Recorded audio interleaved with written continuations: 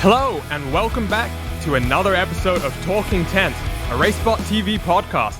Thank you for joining us either live across Racebot's YouTube, Facebook, Twitter, and Twitch, or through the audio version released through a podcast app of your preference the very same day. As always, my name is Arjuna Kankipati, and I'm joined by veteran esports commentator Connery Maddock, with Hugo Luis controlling the action from the production room. And today we have a slightly different show for you. Usually, we're joined by some of the top drivers in sim racing to discuss the various difficulties of sim racing. However, today, we've got our own boss, Vincent, to pull back the curtain about sim racing broadcasts. And Will, we're delighted to have you here today. You invited yourself on the shows in many ways. Glad to have you here and looking to have a very fun discussion about how Racebot and indeed sim racing broadcast has progressed over the last 10 years or so. I didn't force myself. I kind of strong-armed, I'll say it best. But yeah, it's great to be talking with you guys, and I think we're going to have a lot of fun, because I think that one of the things that a lot of people don't know is what goes on behind the scenes at Racebot day to day, and I think that's going to be, hopefully, something that we can talk about not only in an informative way, but hopefully with a little bit of fun as well. Well, I only joined Racebot back in, March or April, and one thing I can say is we have a lot of fun as a team, despite a lot of high-stress situations. But we're going to jump straight into the action, and it was the Porsche Esports Super Cup from the Nordschleife a few weeks ago, and some big drama has resulted from that. But the main story in many ways is Sebastian Job winning the feature race has now built an 84-point gap to Joshua Rogers behind, and as a result, if he gets 2 more points than Josh in the next race from Le Mans, he's going to win that championship, lock it up before we even get to the final race of the season. And Connery, we talked to Seb last time, and the impression I got from him was a driver very confident, quietly confident in a lot of ways, and judging by that last round of the Super Cup, definitely warranting that confidence, and now in the spot to really go, and in my opinion, he's already got one hand on the title at this point. Yeah, it's basically his to lose at this point, isn't it? Because, all the numbers are in his favor at the moment. He just needs to basically get to the checkered flag, and that's going to be the championship in the bag as far as Seb is concerned. And it's, absolutely brilliant for him, of course. He's driven an absolutely stellar season, a season where he has made very, very, very few errors, and that's the important thing. The rest of his championship contenders, they've had up and down seasons. He's the only one that's really been consistent.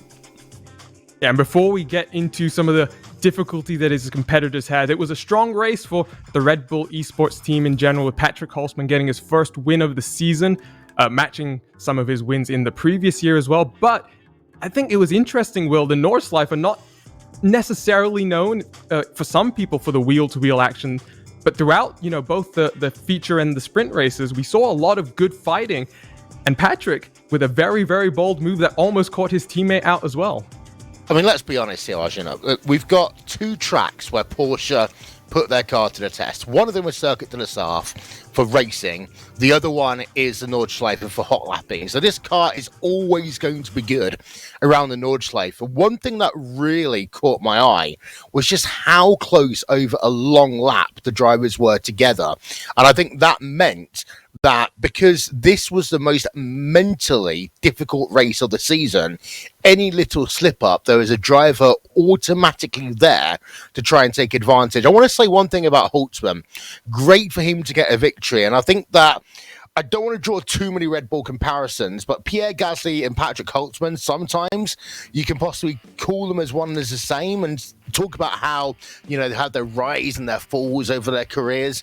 I think someone joked offline that Patrick Holtzman always sounds so emotional when he's talking, because he is such an emotional driver, but he's got so much capability. I've seen him go from so many sim racing teams, and I think that with the leadership that Graham Carroll provides to that team, along with the maturity of Sebastian Job, I think that actually Red Bull Racing Esports is the perfect place for Holtzman right now, and we still see flashes of what can be a brilliant, amazing sim racer. Yeah, and second place in the feature as well, so for Patrick, so 1-2 for that Red Bull team, and like you say, I think the entire squad really growing. They're competing in multiple sims as well, but let's jump into a little bit of the controversy that has arisen from this last round. And something you mentioned there, Will, the gaps that we saw from the drivers were so close. And I think as a result, what we saw was some really aggressive driving from some drivers. And unfortunately, at the end of the first lap going down through Tiergarten, Maximilian, Bennett, and Josh Rogers, well, they clashed last time out as well at the Spa-Francorchamps round. This time, unfortunately, though, a little bit of contact. Maximilian gets off into the grass, and then the controversy starts.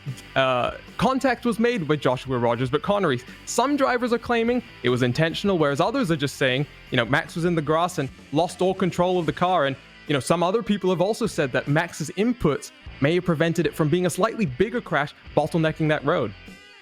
Yeah, there's a lot of ways you can tackle this particular instance, shall we say. Of course, the trajectory coming across, the final couple of corners of the Nordschleife, he's going to go back on the circuit at some point. I think he's not able, even if he slammed on the brakes, able to shrug off enough speed to not come back onto the circuit. But there was a slight moment just before he came back on where he lifted off the brake and let the car continue to roll a little bit.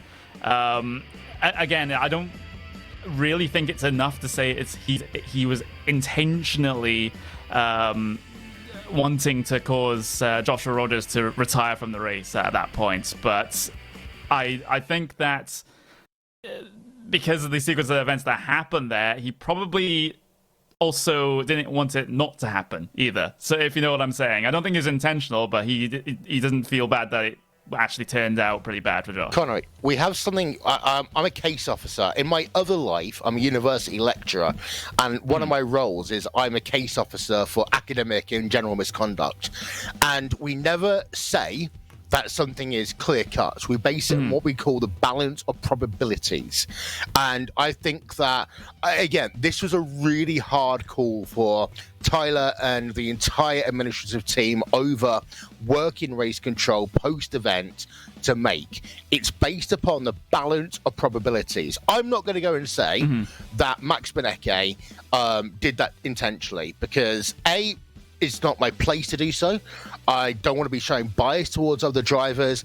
And also, quite frankly, I don't have all the data. The team over at iRacing do have all of that data, because they do require, of course, telemetry from all of the drivers in all of the races. So they will see things that you and I and anyone else watching can't. But I think that decision was made on the balance of probabilities. And also, you've got to remember they had the incident in the last round as well. It's got to be remembered as well that even if Bennett didn't get this race suspension, he would have got 4 series incident points. So he would have at least have had a qualifying ban for the next round of the championship. Yeah, that's the important point as well, because not many people know that entire system goes on behind the scenes with regards to the penalties. Of course, no in-race stewards as far as this race is concerned, which is always a point for contention, even amongst drivers, viewers alike, and even us hold views on that as well. But I don't think even in-race stewards would have helped in this situation. Both drivers were out of the race anyway. But you're absolutely right, Will. I think it's more likely than not that it was intentional. I'm not saying it's definitely intentional. It's just that it doesn't look good for Bennett. And I'm sure Arjuna's going to talk to me more about this later on, about things like working in high-pressure situations with these live events. When we have had live stewards that our team put together, you have 5 minutes in some cases. I remember one event, we had 5 minutes to work out whether or not someone was going to win a prize-paying position. And it is always so tough to make those choices in a real-life situation. I think actually you're right in that circumstance. Both Rogers and Bennett were out at that point. It was actually much easier, I think, for the iRacing stewards to take that decision offline anyway, and then make that determination down the line.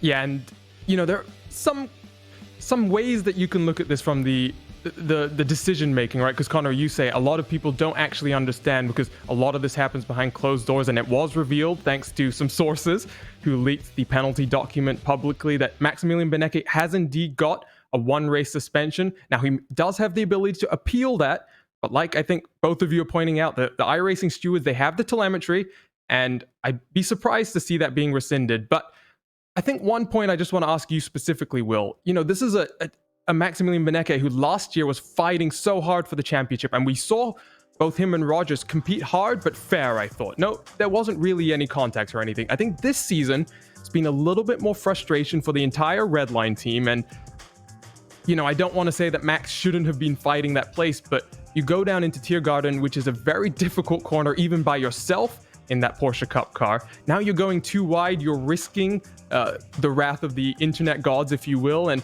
unfortunately they got caught out by a little bit of netcode there. The contact itself wasn't a car contact, there was just a little bit of netcode, but you're going into a corner at almost 160 miles an hour where it's a one-lane corner. Do you feel like Max maybe should have just backed off a little bit, knowing that he's not in a championship fight and that any contact with Josh would be looked upon this way and has the consequence of really just blowing up this championship battle and putting Job in really firm contention to win it now? Okay, in my opinion, Max was an outsider heading into that round at best for the championship, but Max was still battling Rogers for his position in the championship. So you can't say in IndyCar back in the day they used to put different sidewall tires on the cars who were running for the championship, because apparently at 210 miles an hour you're going to see the sidewall of the tires and say, oh, let's let this person pass. But Rogers and Bennett were still fighting for their positions in the championship, and I will say that Pure Racing Team and Commander, to put it frankly, didn't get on. I see this from, the online stuff. I've seen this from when I've had to do drivers meetings on site at places like Frankfurt and Leipzig, at Munich last year. They do not get on. You do not see them talking to each other. They do not generally interact beyond the pleasantries which one team would do to another. And actually, at certain points, you literally have, at the day, Pure Racing Team on one side of the room, and then you have Commander at the other. What happened in December, January, when Pure Racing Team and Redline, for pretty much the easiest way of saying it, merged together, you basically took two big Commander rivals and merged them into one team who both have a common objective, and that was defeating Commander. So for Bennett, he's still, don't forget, fighting for prize money at this stage, and quite a bit of prize money as well. So I think Bennett, even though he wasn't thinking about the championship, maybe in the back of his head he was thinking, okay, this is another battle of Commander, I'm not going to give them an inch. But at the same time, Bennett, even though he may not have been in the position to win the championship unless the entire season turned on its head, was still battling with Rogers, because he had a mathematical chance of at least getting P2 in the championship if things had went his way. Yeah, exactly. I'm just thinking back to that incident in Spa, for example, because I think I called it at the time, if not during the broadcast, I think it was in one of the podcasts afterwards, where I said something along the lines of Bennett's decision making there was absolutely horrible. And it was sort of red mist descending sort of situation where he was going for a move that was unlikely at best and ends in contact at worst, and that's the worst that happened there. Especially at a track like Spa, where you can just sit in the slipstream, you get like 15 other goes throughout the course of the race. You don't have to instantly respond like he did, and in such an aggressive manner. And heading into the Nürburgring, it's exactly like Ayuna said. It's another very, very risky move for seemingly no reason, because again, it's the Nürburgring. You have already mentioned how close that the drivers were throughout the entirety of those two races. He could have just lifted off, waited, and just stuck in line, and then maybe made something happen further down the line. I don't see why there's to take this huge risk on lap one into Tiergarten with someone you've already made contact with and you already know is probably not going to give you an inch. It's not great, and I have to wonder where Bennett's head is at after that, because that is something that we don't really want to support as far as competitive iRacing is concerned. It makes a great story and makes great drama, but it doesn't exactly look good on the individual or the team. And your story there, Will, with Commander and Redline and XPRT sort of really not on the best of terms, I think that's kind of maybe boiled over a little bit too much. Would you agree? Oh, no, completely. And I also think that this comes down in some regards to team leadership, because you've got to think about this. I talked in glowing terms about the work that Graham Carroll's been doing at Red Bull Racing Esports in terms of helping to develop Sebastian Jobe into potentially being this year's champion. And Sebastian deserves all of that praise in himself, but some of it's got to go to Graham Carroll and the work they've done on that team to help develop both Seb and also Patrick over the last 2 years. In terms of Coanda, you've got Philip Stam, you've got Marta Piatella. They do a lot of really good management work, and that comes through across all of their teams, across all of their series. Redline, well, if I'm going to be honest, and I know that Dom Duhan's going to send me a message at some point, but Redline have got too many fingers and too many pies right now. And I know Red Bull Racing Esports have got many fingers and many pies, but Redline have got too many fingers and too many pies, and because of that, they haven't got consistency in management and leadership to ensure that actually their drivers think about the big picture across each of their series. So when you have a 50-50 move, you don't end up in a situation when a driver commits to a move that's going to hurt them more than hinder them. Now, I don't know the ins and outs of Redline as much as I know other teams. I know they have got a team management structure from working with them 6 months ago. But at the same time, it seems to be that Redline coming to a championship like the Porsche Tag Heuer Esports Super Cup, 4 or 5 drivers that are committed at the start of the season. Don't forget they had their first 1-2 in 5 years in this series this year. But then all of a sudden, they just seem to fizzle out. And I think that part of that frustration might be Max saying to the rest of the team, come on, guys, where's my backup? And I think those are all very good points. Just to touch on something you said slightly earlier, Will, I think it's fair to say Max, knowing that he's in that battle with Josh for, second place in the championship, which, like you say, there's $300,000 of prize money on the table here. It's a valid move to try and make. The position I was trying to come at that with was, around the outside of Tiergarten, you're usually going to get squeezed off anyway, just by how the road works. So a little bit of risky move, but we need to move on. There was other things that were happening in this race as well. And the one thing I noticed was another strong performance for the Apex Racing team. Kevin Ellis Jr. coming in 2nd and 4th. He now moves up into 5th in the championship, jumping over the Coanda duo of Dane Warren and Tommy Ostergaard, who have had issues in the last few rounds. And additionally, the Hearth fight back continues, and he's up to 14th place now. And that's very important, Connery, given that the next 2 rounds of the championship are going to clash with the first 2 rounds of the iRacing, we can't announce the sponsor just yet, I believe, but the iRacing Rallycross World Championship. So talking to some of the Apex Racing teams, it kind of sounds like Johan is in this tricky position of trying to balance, the need to try and qualify for next season's Porsche Esports Super Cup, as well as trying to get off to his Rallycross season to a really strong start. Well recovered there, Yuna, because I know you work on the production for that, so to be able to keep the sponsor name secret, that's just as about when you were about to mention it. That's a good job. But yeah, absolutely. Apex, brilliant results once again. They're on a bit of a high at the moment, I think, and if they can continue on that sort of momentum into the final rounds of the season, then that's going to be positive for them, keeping Johan in the top 20 so that he can qualify into next season as well, and to be able to have a little bit of a points buffer back to 20th place now is going to very much help, especially considering that his attention is going to be split somewhat with the Rallycross World Championship starting up. But Johan's done an amazing job, especially in the last couple of weeks, because wasn't he 30-something in the standings, a couple of events ago, and he's been able to haul himself up into an automatic qualification spot. That's an absolutely amazing thing to have achieved.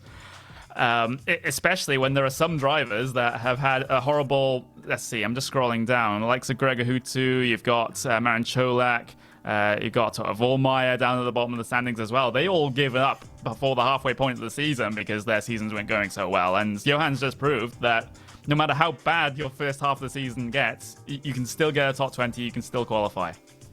And almost, on the other side of that equation is Brian Lockwood, who currently sits in 19th place. He had a great drive in the first round. One of the standouts from that first round, and I kind of expected a lot from him, but unfortunately it's been a little bit tougher the rest of the season. And as a result, down in 19th, just 8 points clear of 20th place Ricardo Castrolado. Mitchell de Jong on a slow fight back of his own after struggling a little bit.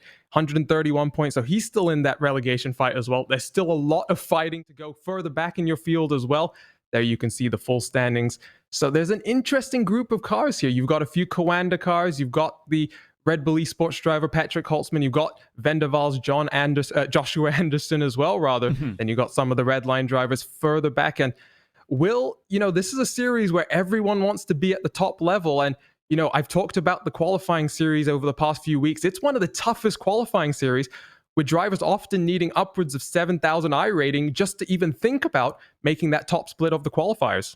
And that, more importantly, I think, that is the fact that I said the fact about 4 times in that opening statement, but the fact that a lot of these drivers are looking to do other things as well over the winter. The private leagues are picking up. There's other things going on. You talked about things like the Rallycross Series sponsor to be determined, but these drivers, if they don't make the top 20, their winter becomes far more difficult. And what a lot of drivers have said to me, they are putting in 120% in now because they do not want to have to work through the winter and the Pro Series. The Pro Series, they say, actually, is sometimes harder than the World Championship Series. So what you'll see in the last couple of rounds in the mid-pack is that the 50-50 moves, they will let you go past. It's better to lose 1 place and a couple of points than it is to crash out and to have 0 points at the end. So you're going to see a lot of tactics come in at the end of the day. Worth noting, however, there have been penalties for teammates deliberately slowing down to try and allow other drivers to go past. I think it was Matti Kaiser-Joja who did that, and he had a penalty issue to him. So you've got to be careful of that in the last couple of rounds of the championship as well. Team orders are forbidden. So if there are going to be team orders, you've got to have a constructive way of trying to do that. And 2 more rounds of the championship. Circuit de la Sarthe, 26th September. And the final round is going to be the 10th of October from Monza. So 2 very wild tracks. Lots of drafting to be expected. Don't forget to tune into that. But let's jump into talking a little bit more deeply with you, Will, about some of your background in sim racing broadcasting, because it obviously started all the way back in 2012, having done some work at your university as a student radio station presenter and a committee member. You then jumped over onto what was then called Glacier TV. And then a few years later, it all ramped up to forming and co-founding Racebot TV. So let's just start with that initial phase of broadcasting and you diving into and delving into the world. What was it like initially, and what made you want to really get involved and start using your voice a little bit more? Well, first of all, you can't tune a website, Arjuna, so you can't tune in to a web broadcast. I know, Connor was waiting for it. You can't tune in, you watch live online. And ironically, that was one of the messages I was taught in student radio back when I started in 2010. So there was a useful segue there. You know what? I've heard other people talking about this in the past. Like, they would sit down and commentate on the most mundane moments. There's a fantastic Mountain Dew advert going on right now with a guy commentating on Mountain Dew and 2 beads of water going down. That was me as a kid.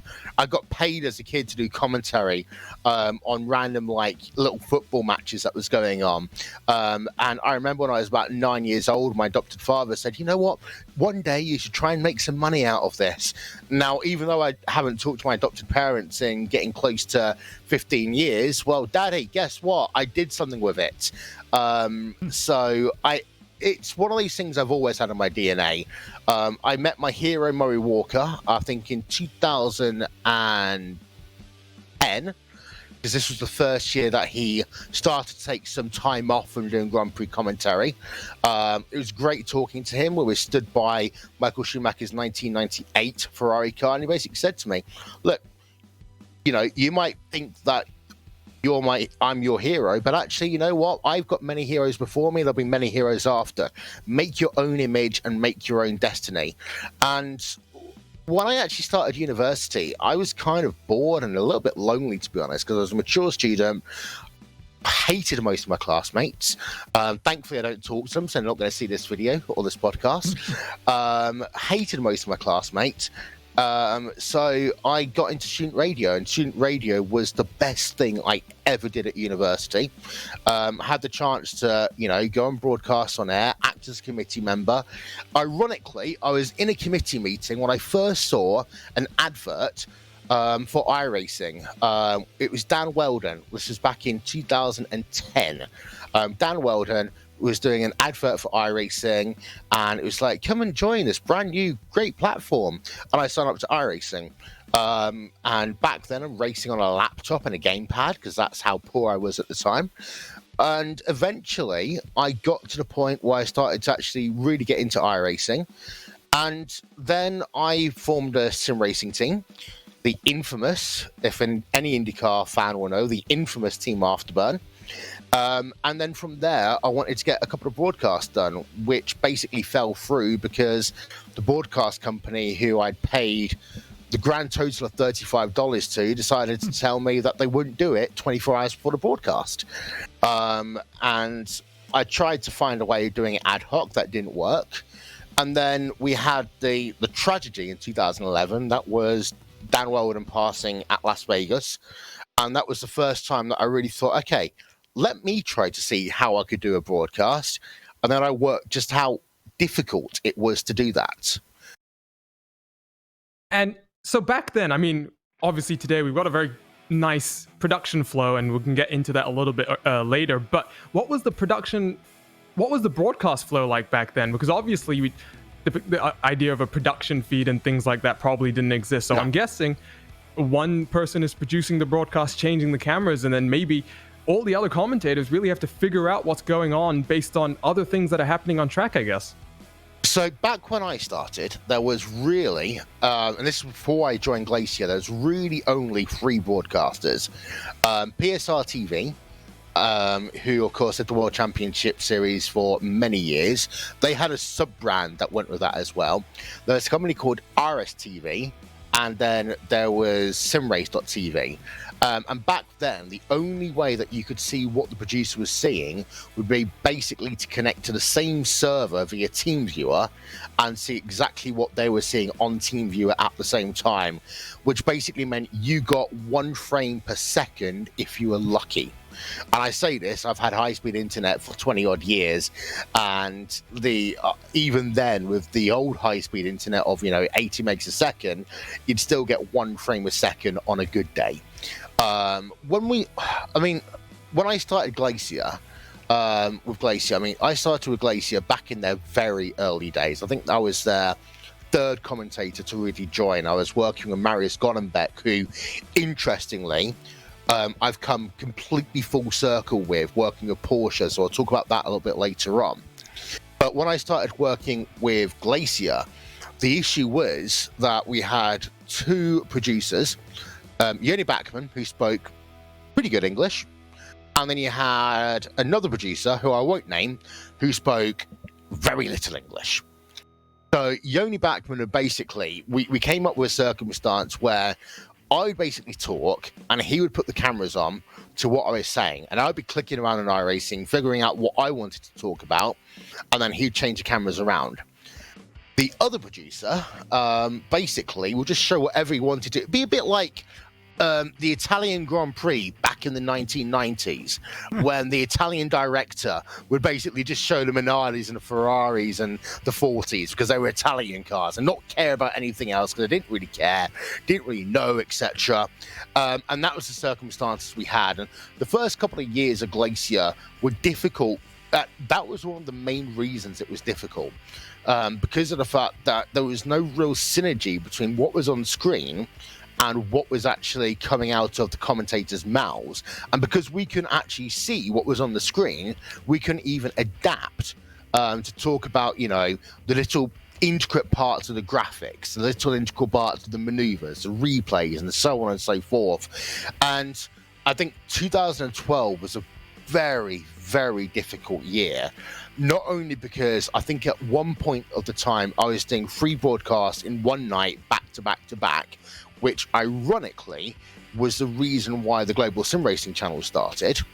But then also, it was just so physically draining for pennies.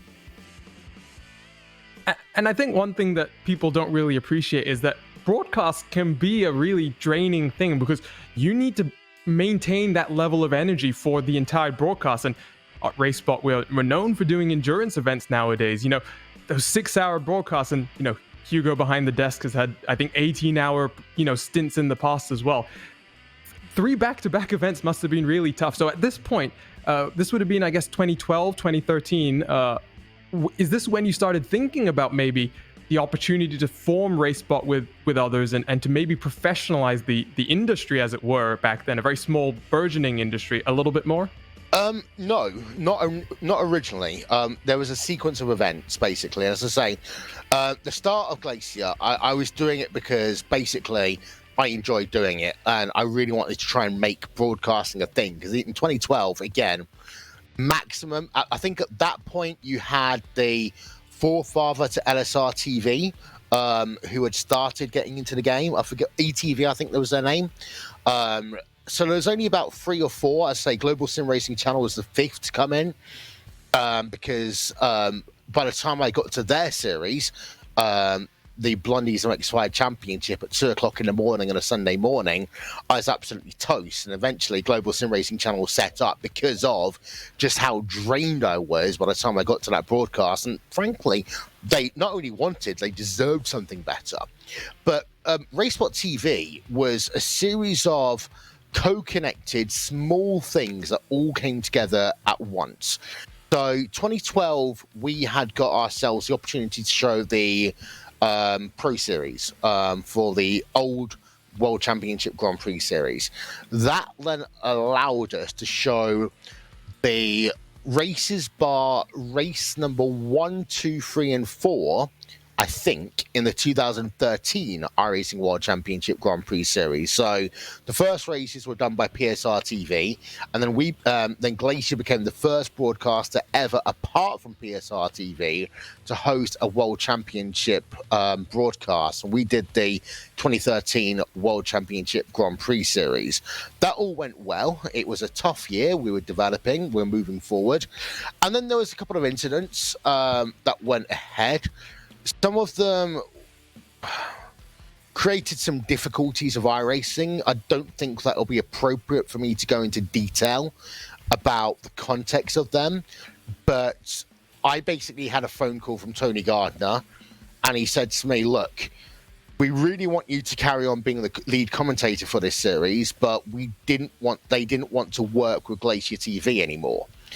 And at this point, I had started to work with iRacing Brazil. At that point, it was Rafael Sankey and Hugo Luiz for doing one of my other series. At this point, it was the ISOWC series, and I think it was the 16th Street Racing League, which was the first ever broadcast that Racebot TV ever did. And basically, Racebot TV came to be because Rafael and Hugo had kind of come up with the idea of Racebot before, but they needed something to get it going. And then I came along with the kind of golden penny of the World Championship Series, and Racebot basically started in 48 hours. It was 48 hours of negotiations and said, okay, how can we make this work? What are we going to do? At that point, I basically owned a very small stake in the company, but I came in with okay, we've got the World Championship Series. I could bring across over the 16th Street Racing League, which is at the time the premier IndyCar series, because it was, in partnership with a lot of people that worked over at the Brickyard. And then literally you fell asleep one night, wake up the next morning, and Racebot was born.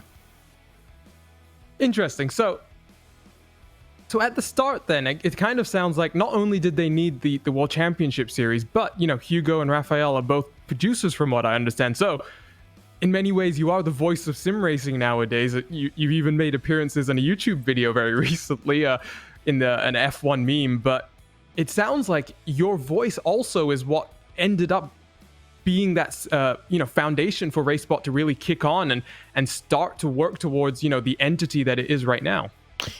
At the time, yes. And I have to be honest, I am not the voice of sim racing. Technically, Tim Terry owns that record because he's been doing it 2 years longer than I have. Tim Terry is the longest serving sim racing commentator we have on iRacing.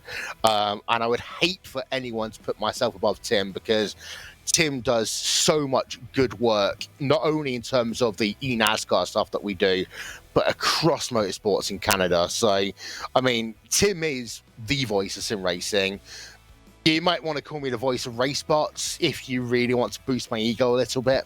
But you are right in that regard, that Racebot really founded because I was the kind of personality that had the kind of, let's say, the golden coin, and I was able to then kind of get Hugo and Raphael to start working, and we could start build that relationship. Again, the first year, a lot of the difficulties that we had with Glacier, we had at Racebot.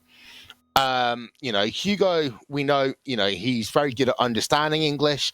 His spoken English may not be as strong as some of our other talent, but he understands what commentators are saying and he can react to that. Raphael was not as good as doing so. And I think I got to the point, I think it was 2014, when I started basically saying, you know what?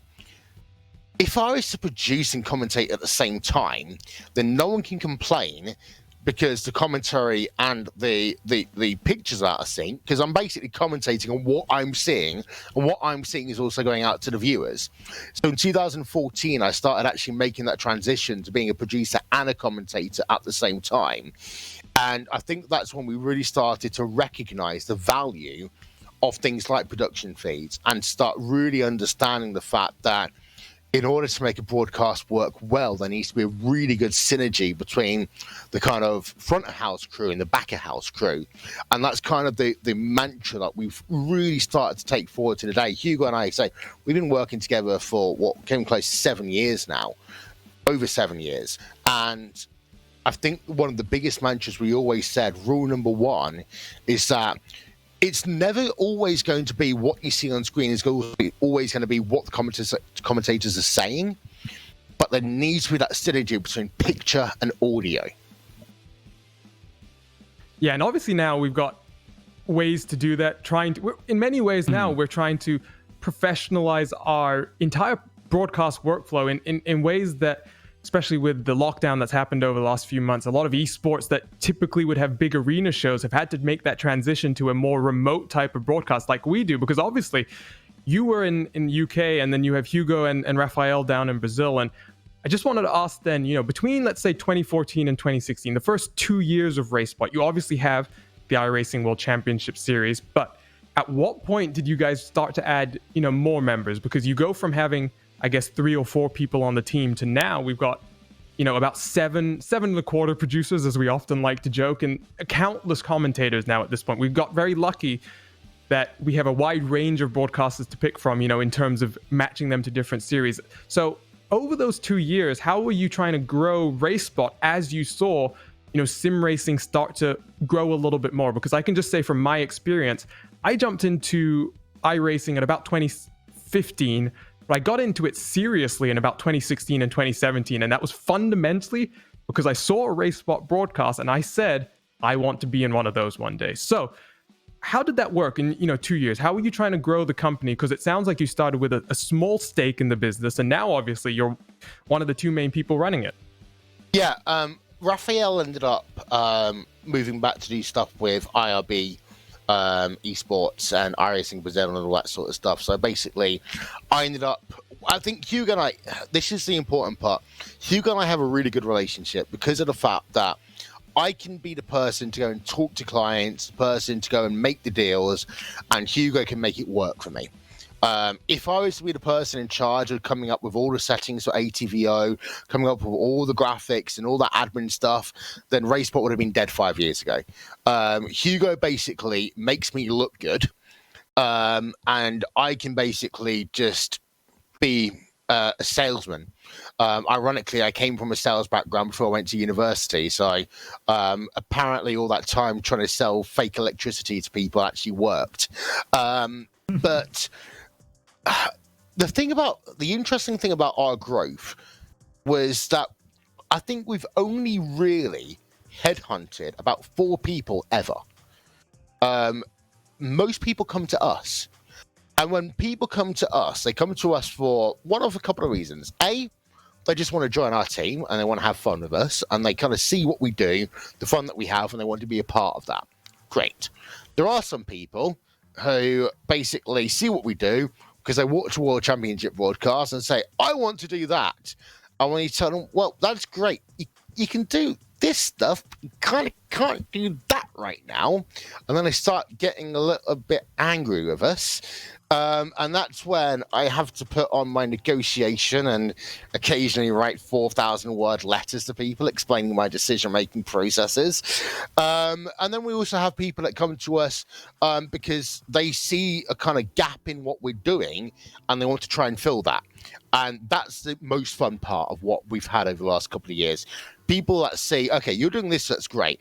I've got an idea. Let me pitch it to you. Let me join you. And actually, let's try and make this aspect of what we do better. And actually, Arjuna, you're one of those people that's really helped us out in the last couple of years in particular, because some of the stuff that we've been doing, we've been doing it well. I've always said, do the basics better than anything else. And that is my key motto. Racebot does the basics better than anyone else in the industry. Then we build upon that. And for many years, Hugo and I have always been saying, like, we'd rather do a great broadcast that works, that makes everything, just fit and happen, and then we build upon that.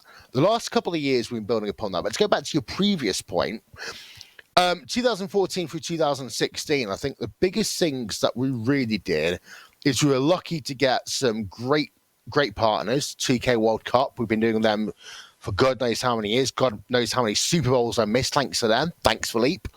The Neo Endurance Series, of course. We worked with them at Glacier. We've been working with them for so many years now. Of course, now also part with the SNFH Esports Series. But then, actually, I think the biggest thing that's really helped our growth was a crazy idea that came out of my head one day, which was, let's just get people to tell us what they want to watch. And then back then, twice a week, we'll show it to them. And we came up with Friday night prime time. At the time, it was Tuesday night prime time and Friday night prime time, where every season, fans get to vote on what they want to watch, and we'll show it to them. Free of charge. No one gets charged for it. Because actually what that did is it gave us the opportunity to give opportunities to commentators to grow and develop in new roles, and also production people to grow and develop into new roles. And back then, Hugo was saying to me, but how are we going to pay for all this? And I told Hugo, it will one day pay for itself. And I hope that it has actually done that right now. Well, I think it's important that you say that as well, because the timeline I was trying to lead up to is obviously 2016. That's when Connery Maddock was starting to become a more regular feature on Racebot. He didn't graduate from Friday Night Primetime. Instead, he started on what is Monday Night Skippies now, and that entire development process as well. And now one of the voices of Friday Night Primetime, which is a staple in the iRacing community. And Connery, I'll just pass it over to you to keep asking, but I want to ask you at this point a question for, Will. You joined Racebot. I know that you have a lot of passion for esports and this, entire casting industry. What was your impression joining the company, and how nervous were you? Because, I remember my first broadcast with Will, the BMW 120 a few months ago. I was very nervous because I'm like, this is a guy I've been listening to for, 3, 4, 5 years, and now I'm one of the voices next to him. So what was your impression of not just Will, but Racebot when you joined? Yeah, that was... the reason why I got into doing Monday Night Skippies is I just kind of bit the bullet and just asked. I had never commentated anything before. I've not even, covered it post-event or whatever. I was just like, hey, commentary sounds good. I want to try it. And Rachel at the time, who was doing Monday Night Skippies, was kind enough to let me into the commentary booth. And, I just kind of asked back for more rounds, and then...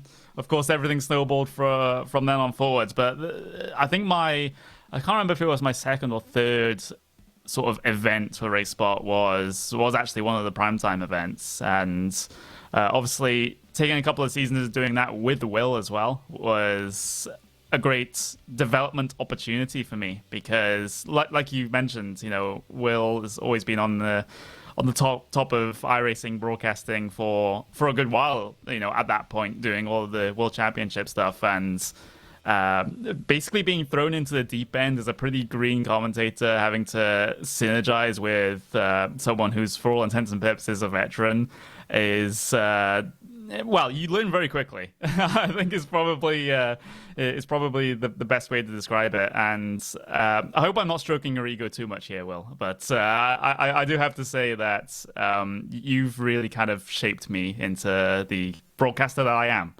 I think I told you at the end of the Sim Racing Expo last year that me commentating in front of like an arena crowd was kind of a dream come true for me, and you kind of enabled that. So yeah, thank you. I was going to say 2 years ago, I saw a video earlier today where we had 2 years ago we were commentating the start of the ADAC Digital 500 live from the Nürburgring, and this was back when we were kind of on the outside, that weird position we were, and that was fun. I think that was the second live event that we ever did. The first one was an absolute disaster when we worked at Landshut, when nothing was working. And I almost killed myself in a go-kart. But that was the first event that we really did together.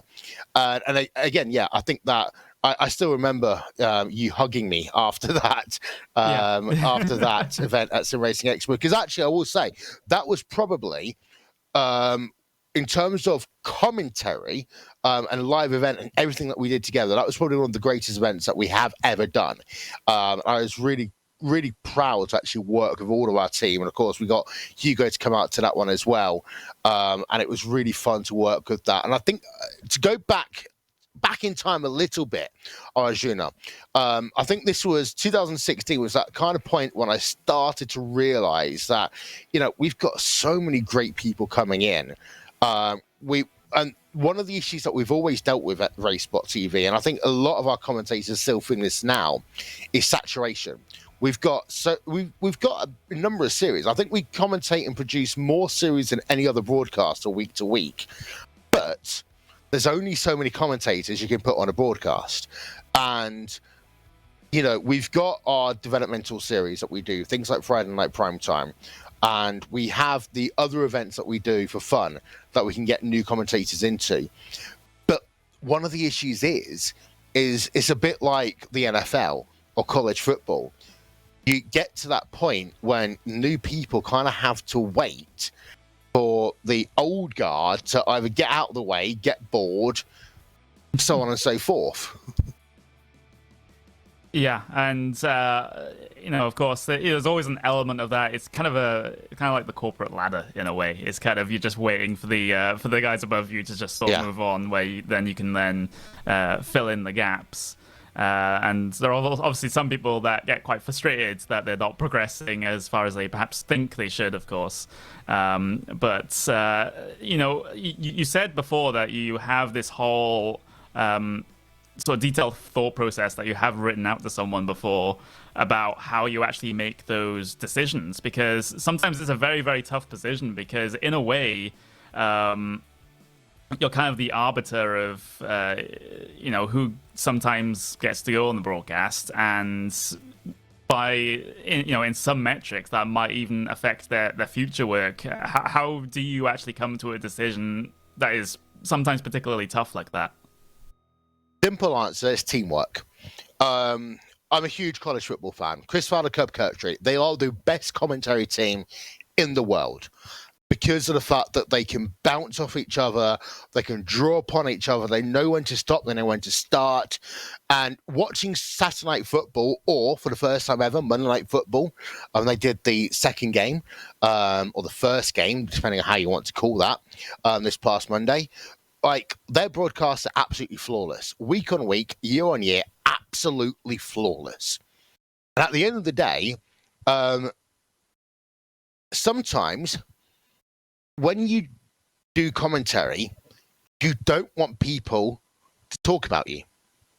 If no one talks about you, sometimes that's a good thing. Because actually, if you watch a game and the commentary matches what's on the track, the field, the tennis court, whatever, perfectly, then actually you might not be praising the commentator, but the broadcast is top notch. I mean, I've seen the mismatches over the years across motorsports.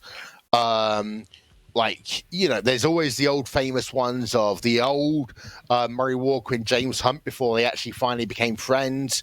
I think Murray and Martin Brundle in their early years, they were a hit and miss. Jonathan Ledyard and was it David Coulthard? They were horrible working together. Yeah. I think, as much as I dislike parts of the Sky Sports F1 commentary, I mean, for God's sake, can you say something else but lights out and away we go? By the way, if you ever come to try and join Racebot and you send me a show reel with it's lights out and away we go, I will basically come back to you and say, go away, become something original and come back to me. Well, that kind of phrase is it's all Crofties at this point. So if anyone other than Crofties says it, then people are just going to raise eyebrows. Well, Ben Edwards says. Ben Edwards says, lights out, away we go. But I think apparently it came originally from Bernie. He wanted some form of a unifying phrase to start a Grand Prix. Okay. I haven't gone back because, let's be honest, watching an old Jonathan Ledyard broadcast would be inflicting torture upon myself. But I know that Edwards and Crofty basically have the same phrase, just with different enunciations to doing so. But when I went in 2013, I think, I went to take part in a commentary competition with Autosport. And the amount of commentators that, and this was part of my feedback that I got, because I didn't win. I got through to the finals. I didn't win, mainly because of the X Factor style votes. And let's be honest, I hate social media. But the feedback they said to me was that, you know what, you were original in the way that you're commentating. I didn't say it's lights out and away we go. I have over time, taken other people's catchphrases and kind of like merged it into my way of thinking. But I like originality. So teamwork and originality are the two most important things to me. Because if you can work with someone, then actually when not to deliberately undermine someone else. We all make mistakes on a broadcast. You and I, Conor, we've had the jokes over the time. We had the famous "you blew it" segment. You blew it on Friday Night Prime Time, but that was part of the fun that we had when we were doing that type of broadcast, because Friday Night Prime Time is a fun broadcast. But actually, I do not like commentators that come into a broadcast where they are thinking about themselves and not the other people that they're working with. Because basically, if you can't make that other person sound good, then you're not going to sound good. Yeah, it takes two to tango as far as commentary is concerned. Or three. Sometimes three as well. But but I just kind of wanted to, I'm glad you actually mentioned the comparing our situation to real life, because obviously with the pandemic situation that we have at the moment, we've had a lot of real life talents, broadcast talent, try to come over into sim racing, because of course there was a decent period of the year where real motorsport just simply wasn't possible, since the bubbles and the processes just hadn't been established yet to be able to safely go racing. I just wanted to get your opinion of that, because at least from my perspective as a sim racing commentator, for me, I'll be honest, it kind of is a little bit frustrating, because there's an element of them coming onto our turf, quote unquote, so to speak, and kind of not really respecting the already established talent. But then, of course, you also have the opposite argument that they can quite rightfully say, if we go over to do real life stuff, for example. I just want to see where you stand on that. Okay. I'm going to try and say this without swearing too much. So I have gone over to try and do some real life commentary a couple of times, and I will say that the first time I did that, I absolutely tanked. Mainly because, again, teamwork, cooperation, all that sort of stuff. I was really nervous. I was trying to make a good impression for myself. I felt like I had a really frosty reception from the people working with me. I'm not going to name their names, but I felt like I was an outsider coming in. And because I felt like an outsider, I became really guarded. And because of that, the commentary was an absolute load of tosh. But actually, when I was working with a commentator who recognized how to take someone who has experience and understands commentary and motorsport and bring that into their world, the commentary is great. And of course, that person was John Hindorf, because John Hindorf is one of the best commentators in the world, and he can make anyone sound good. And John Hindorf, has that ability to not only make someone sound good, but actually make someone feel welcome, accepted, and make them actually feel and empowered to give their best. The last couple of months, I will say, have been a nightmare at points. It's been fun in others, but at the same time, I have been sometimes really struggling to understand some of the decisions that's been made. Now, I understand, that networks, for example, will have contracts with certain people to do certain jobs. And also, there was going to be a lot of contractual work to get other people who may appear on Fox, NBC, Sky, BT Sports, BBC, etc., ad nauseum onto their broadcast, because there's so much paperwork that will have to be done. And quite simply, it's sometimes easier to use their own talent. That works great when you're on TV. But when you're online, that's that balancing act, because again, teamwork is best. Because if you have a team that work together, the broadcast will sound much better. But at the same time, one of the things that I've noticed at points is that actually there's things that has been said about the sim racing product which sometimes just isn't actually true. Now, in some of the series, and again, the Radio Le Mans crew, they are honest enough and they are consistent enough that they recognize that they are new to this. They recognize that not everything they have a full knowledge of. So they might say something, and then 20 minutes later, they'll say, look, we've got a tweet from this person, or we've had a tweet from our director, and they said, actually, what you said isn't true. Thanks for that. Really useful information. We'll move on. And those guys have been really good at absorbing the information like a sponge. There have been others. I'm trying to say this in a really nice way. I'm trying to say it not to. There have been others, however, and other situations where, quite frankly, it feels as if you're doing the broadcast and you have to almost give a script to someone to narrate that they're just going to put their voice to and get paid for it. And at that point, you get to a situation where it's like, well, frankly, it'd been better off using the sim racing commentators who have that knowledge, have that experience, have lived this series and know the series and the system inside out. Why are you bringing people in to be a voice or a name when actually there are better people who can do that job, who might not be established names in the wider motorsports world, but can make a better product?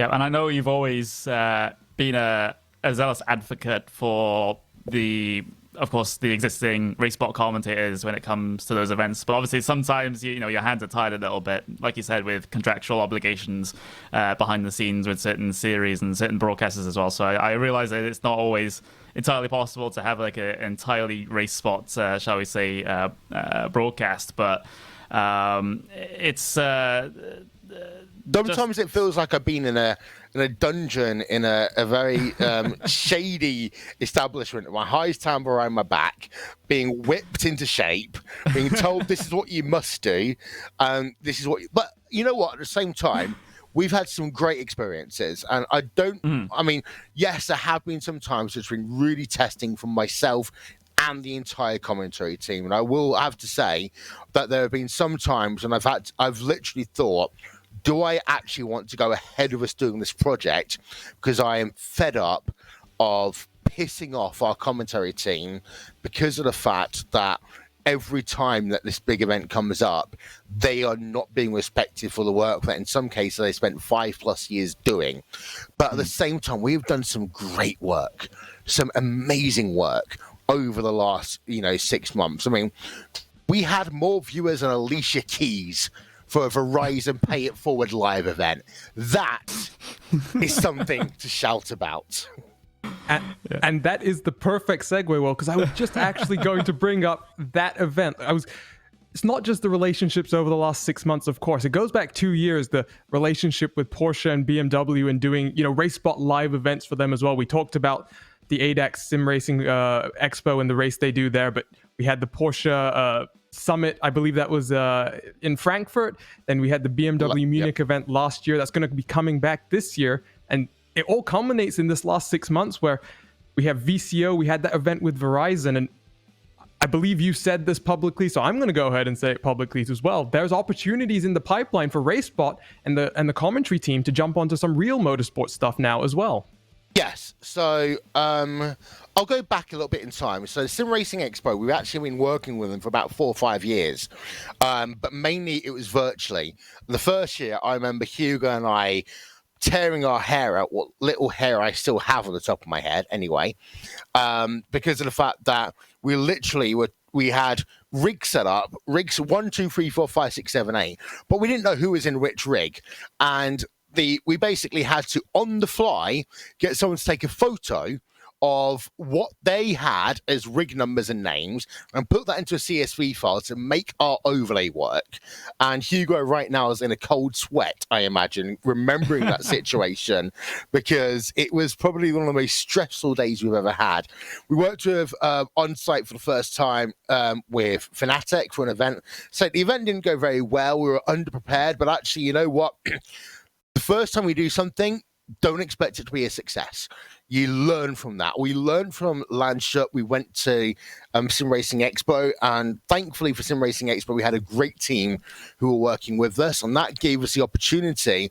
When I got a phone call, I don't know what it was, 4 weeks beforehand, from one of the Sebastians over at Porsche saying, "Hi, can you come to Leipzig in 4 weeks, and I want you to produce this event." Okay. Deep breaths. Then, of course, on the day, we had some issues, and we thought that Paul and Connery were going to be commentating. They weren't commentating. Then I thought I was going to be commentating, and then my role changed, and all this stuff happened. And actually, that event. No, I mean, the event was a success. I think that we learned a lot from that. The event worked. We worked well. We got some really good people working for us. We now have working for us on all these live events. But what that event taught me more than anything else is that adaptability is so important in these things. And then I think the event that we did with Porsche at Frankfurt last year was just something that I still don't understand how we managed to pull it off, because this was one of these events where basically you couldn't just be working all day, all night in the week going. You could only be on site from 11 a.m. till 11 p.m. until 3 a.m. So you had very limited working hours. You had to test everything the night before.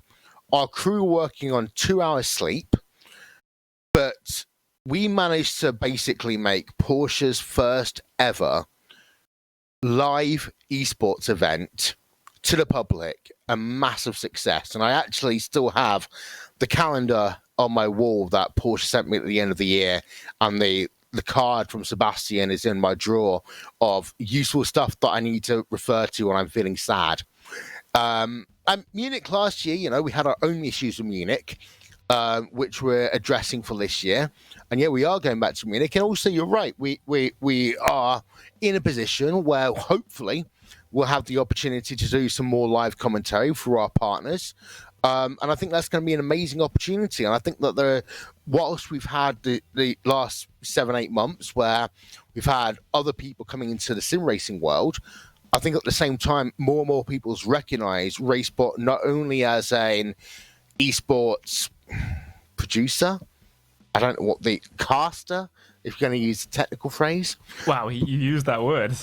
I've used the word caster, but I think they've recognized us more than that as a fully fledged production commentary company who has good standards, who recognizes the value of talent, who understands project management and problem solving, and can actually work these big events. And I will say as well, as a fun point, I actually teach the experiences of Leipzig and Frankfurt in one of my modules when I do project management, because I actually tell my students this is what you have to do when you've got 4 weeks to prepare for an event compared to 4 months to prepare for an event. And I think the quality between what we did at Leipzig and Frankfurt demonstrates that. And that's something I really want to actually make people understand, that you can't work in a last-minute situation here. The best events we've ever done has always been when we've had the time to really work, develop those relationships with our clients, and work with them. And I think you say something important there. It's also not just about the production company, because that's Racebot TV, but Racebot live events is a thing as well. And it's not just those events. You know, just in the past few months, we had the VCO Cup of Nations as well. And kind of what I wanted to get onto is you're slowly making the transition now away from being an active talent towards being a more behind the scenes person working on a lot of these big events in a more administrative production management type of role. What does the future then look like for Racebot and for you as well? Because obviously we're not expecting you to drop your coverage of the Indy 500. You've been doing it since 2013, and I'm guessing you're going to be doing that for years to come, given your interest in that particular motorsport as well. But what does that mean for you as you now look at some of the World Championship Series and some of the other broadcasts that you do, and trying to commit more time to putting on these type of events and growing Racebot even further? I think I've told this to a number of my talent over the years. Our talent, not my talent, our talent. That, ironically, so I'm going to make a dig at you, Arjuna. You came up with a script for this stuff, and you've got your nice little intro, your nice little outro, which, you know what, that's fine. But I've always said that the way that you do great commentary is by living the series in which you're commentating. By which that you don't need to go through things like Sim Racing Wiki. You don't need to have to go back to try and figure out. It's in the back of your head. It's there. It's there to draw upon on demand, because you've spent the last, 6 months, a year knowing that series, learning that series, lttstore.com, and actually really getting to that point where you know all the drivers, you know all the rivalries, you know all of the battles, you know who's good at which track, this, that, and the other. And you know what, quite frankly, I don't have the time to do that anymore in most of the series that I do. That's the reason why I said at the end of last year, I'm going to step back at the end of this year from doing full-time commentary, because I don't have the time to live the series I used to. And quite frankly, if I can't do that, then I'm a hypocrite, first of all. But also, there are people who do love those series, who have the opportunity to step up and provide the same level, if not better, commentary than I could ever do. And if you were to give me a call and say, Will, can you commentate this in an hour? Okay, yeah, great. Because commentary is not just about turning up and saying words in front of a screen. Commentary is about storytelling. And Murray Walker, for all he used to say, and all of his hyperboles, Murray Walker used to tell stories when he was commentating. Even now, Crofty and Ben Edwards, they tell stories when they do Formula One commentary. Lee Diffie, he tells stories when he does IndyCar commentary. Mike Joy, I know Darrell Waltrip became a little bit eccentric in this last couple of years, but Darrell Waltrip and Mike Joy and the entire team at Fox, the reason why NASCAR and Fox was liked so much is because they could tell stories. Anyone can tell you who's in P5 in a race, but it takes determination to research and live that series to understand what that P5 actually means, if that makes sense. So that's the reason why I'm stepping back from doing full-time commentary. And basically, my role moving forward is I would say being a suit. I hate wearing suits. I only wear suits at graduations. And if I really had to have an important business meeting. So moving forward from that, my job is basically making sure that long term, I want us to have. I don't want us to be the only player in the game. I think that it's great that we've got competition. LSR TV, they've changed over the time, but they've been one of our longest term competitors. Global Sim Racing Channel, Podium Esports, they're doing some amazing work and actually taking a really different approach to what we're doing. You've got the likes of Apex Racing TV, SimSpeed TV, MaxSpeed TV. They do their own stuff in their own crazy way, and it works for their audience. EASN, or whatever they're called, so on and so forth. The list will go on. Jake Sperry's going to kill me for not remembering what his broadcast company is called at this point, but hey. Forever Sim Racing, that's the one. Yeah. But you know what? I like competition. I don't want to be in a position where we own every broadcast in the book. No, because if you own every broadcast in the book, your talent are knackered. You don't produce good quality broadcasts. What I want is to be in a position that we provide high quality broadcasts, either in person or online, to good quality series where our talent can grow and develop, and they can develop the skills that they need to, if they want to make this their full-time job, they can make it their full-time job. Because you know what? Jack Nichols went from being a sim racing commentator, he commentates on Radio 5 Live. You know what the last person who commentated on Radio 5 Live for Formula 1 was? David Croft. Yeah, absolutely. And I'm glad you mentioned that, because I was just about to hit onto that topic, because, as with most other esports, people broadcast that for a living now. They're either, they're either create content behind the scenes, or they're commentators, or they're hosts, or they're analysts, interviewers. But for you in particular, Will, I know you have a career already in the academics. You work as a lecturer, you've got a PhD on the go, I believe, as well.